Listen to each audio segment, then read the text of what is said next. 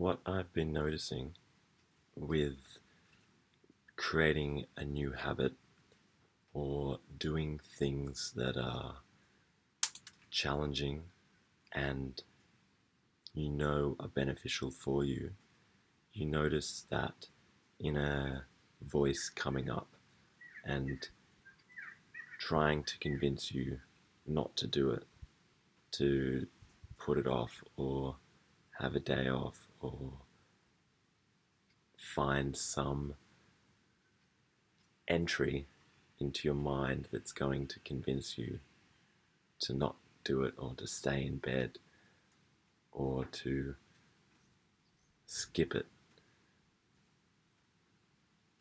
And I've noticed there's a few things that I'm learning to do to not allow that inner voice to not allow myself to get attached to it and to let it take over my actions. One of the things I've noticed is I'm better at allowing that voice to be there, allowing it to just chat away in my head, but still take the action and do the things that I know I want to do that are best for me, even though this voice is, going on in my head, trying to find an avenue to appeal to me, to stop me from doing it. It's really fascinating. Yeah, just like allowing that voice to sit with you and sit there and honor it and just allow it, give it its presence, give it the attention it wants, but show it why you're doing this, and reminding yourself of your why, I think, is very important, of why you're doing these things for yourself as you improve your life, to improve your life for your own benefit. And when you're uplifting yourself and benefiting yourself and bettering yourself, that is going to have a ripple effect on everyone around you and everyone you come into contact with. Everyone will benefit from you bettering yourself and improving yourself. So yeah, coming back, I think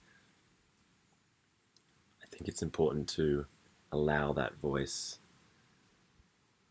and sitting with it, but just following the steps, and the voice keeps happening and you're like, oh, should I quit now? Or should I quit now? And you keep going and you keep going and you keep taking the steps, and the voice is there, it keeps trying to convince you to quit, keep trying to quit. Like when I do yoga in the morning, I notice it at times, like first, before I get on the mat, it's there trying to tell me I don't need to do it.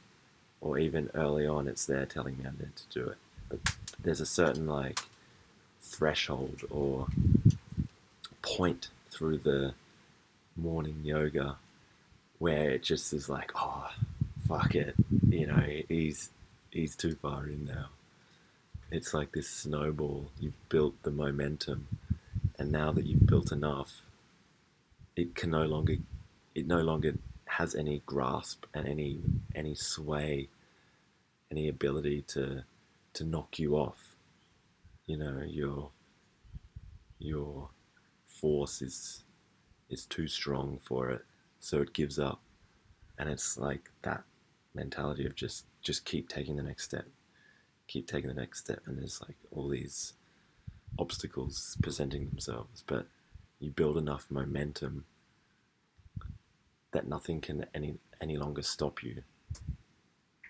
And that's where you get into this flow of ease, and it doesn't feel like you're grinding anymore. It just feels natural, and you're in that flow state. of timelessness and of ease and presence. So yeah, that's my take for today. It's like just keep going when there's that voice, and you'll reach a point where it's just all that all that negativity and inner turmoil falls away, and it's like the analogy of like walking through the desert looking for water, and then all of a sudden you stumble upon the oasis and you're like free of it, free of the suffering. Yeah.